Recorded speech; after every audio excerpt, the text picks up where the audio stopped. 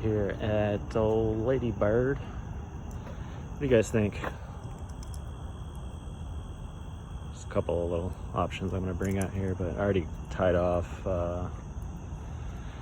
jig with a crawl trailer.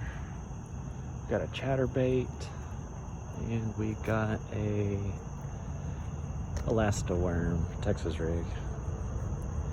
How fucking gorgeous this is out here though.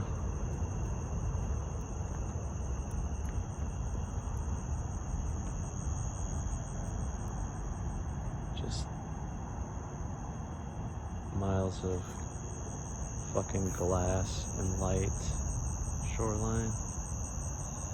Anyways, wish us luck.